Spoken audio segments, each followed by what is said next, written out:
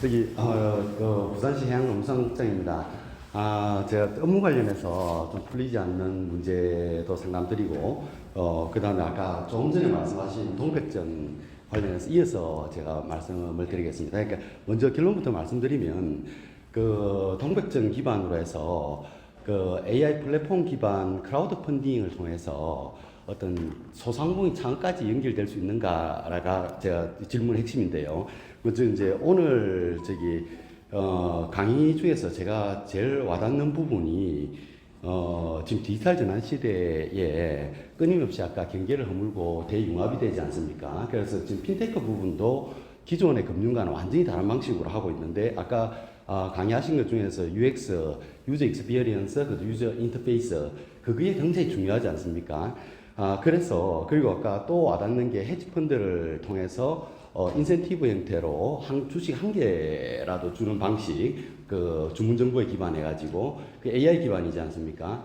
이제 그게 요즘 아마존에 물건 사면은 그 사람 구매 성향 분석해서 다음 물건 제시하는 거와 똑같은 방식이지 않습니까? 그래서 이제 그런 부분이 강의가 참 좋았고요.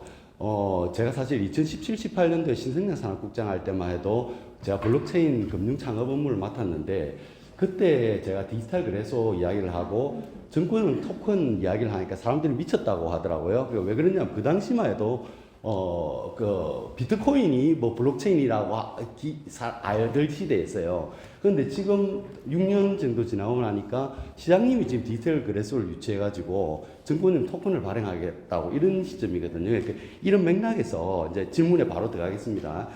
그러니까 아까 동백전의 한계 문제도 말씀하셨고 그랬는데, 아까 말씀하셨듯이, 동백전이 제일 문제가 10%가 국비나 시비로 그냥 할인해 주는 거거든요. 아까 1,000원 사면 100원 내주는 거예요, 그냥.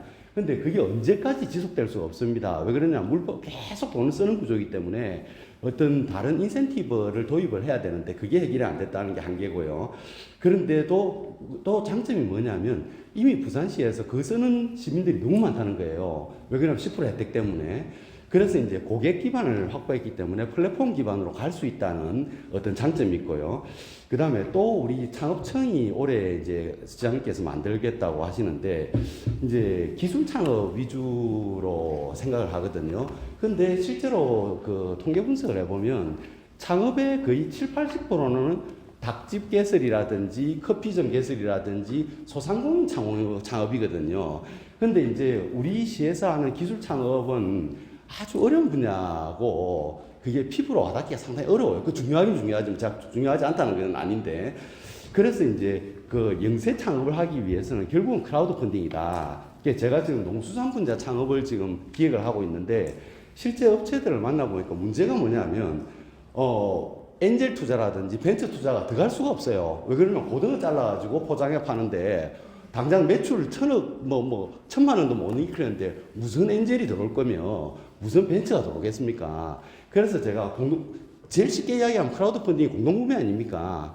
그러면은 아까 이미 동백전에서 확보한 우리 시민들 고객을 기반으로 해서 동백몰이 있거든요. 인터넷 아까 플랫폼이 있어요. 거기서 이제 할인 구매를 해서 공동구매를 해줘가지고 기초 매출을 일으키고 기업이 커지면 M&A를 해가지고 그 다음에 엔젤 투자 들어가고 벤처 투자 들어가는 거지 처음부터 되지는 않는다고 보거든요. 그리고 또 좋은 게 우리가 이제 고등어에 대해서 우리나라 고등어 80%가 부산으로 들어오는데 블록체인 기반으로 스마트 컨트랙트 기능이 적용돼 있거든요. 그래서 이제 배에서 내리면 이게 몇 시에 잡혔고 몇 시에 유통됐고 몇 시에 마트에 왔다는 게 휴대폰을 대면 바로 추적이 가능하면 신선한 유통망이 지금 확보가 되어 있습니다.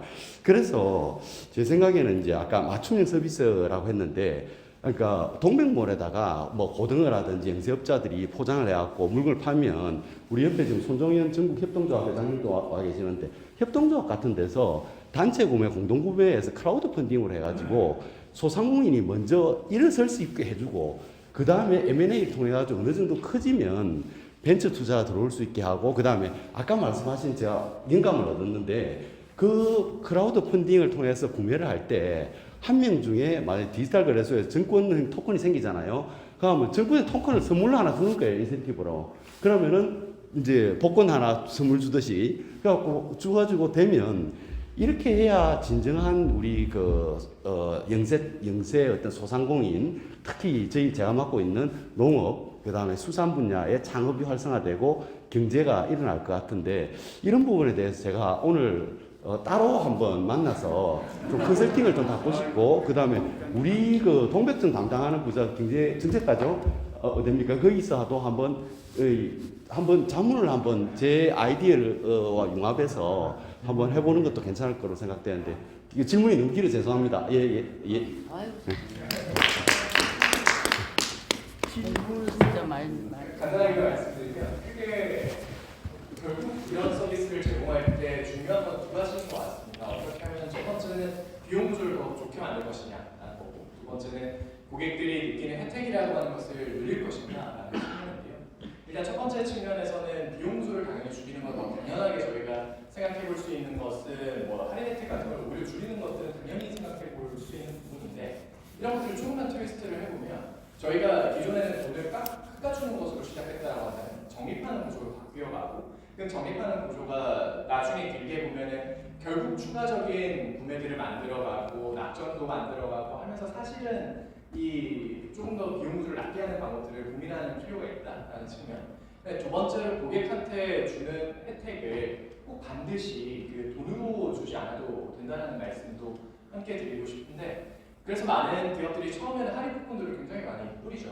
근데 어느 정도 지나게 되면은 그 몇몇 기업들을 조금은 선정을 하게 되고, 거기에서 뭐 쿠폰을 준다든가 여러 가지 다른 방법들을 통해 가지고 고객들에게 혜택을 주면서도 약간의 그 기업들 입장에서는 우리 마케팅비를 태우는 거잖아요. 마케팅비를 태우면서 그걸 활용해 가지고 고객들에게 추가적인 혜택을 줄 수 있는 방법들도 얼마든지 있는 것 같습니다. 그래서 이런 것들은 그런 방법으로 하나 더 좋게 만드시면 좋지 않을까 싶고요.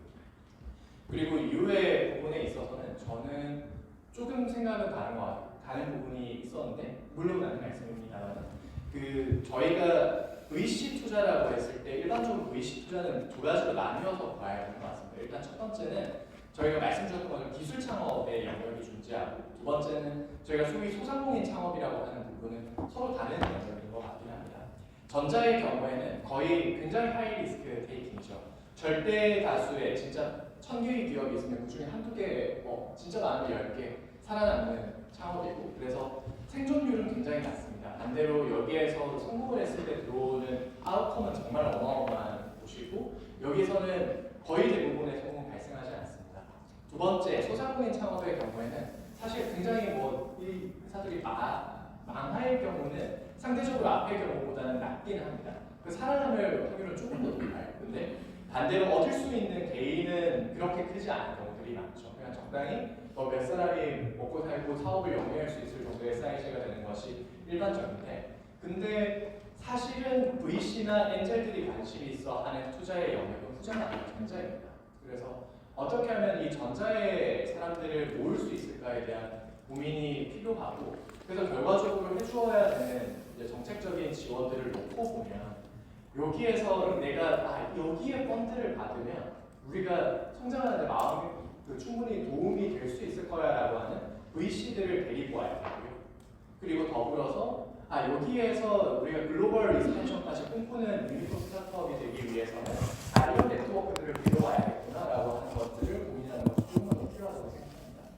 그래서 그 엔젤이나 내지는 이런 투자들이 잘 안 되고 있을 이유는 사실 그 스타트업의 구분에 있어서 기술 창업이 아니라 소상공인 중심으로 되어 있기 때문에 어려울 가능성도 분명히 있고, 그래서 기술 창업을 늘릴 고민을 해야 하고, 기술 창업의 고민을 저희가 잘하기 위해서는 요 돈을 받으면 충분히 클 수 있다라고 하는 굉장히 알려져 있는, 그리고 굉장히 많은 성공을 한 VC들과의 제휴, 그리고 앞서 말씀드렸던 핀테크 이노베이션 센터들도 마찬가지 같은 맥락이 있고, 그리고 여러 이런 같이 성장을 할 수 있는 생태계를 만들 수 있는 플레이어들을 모시는 것이 중요하지 않을까라고 하는 약간 부족하지만 말씀 전달을 해봤습니다.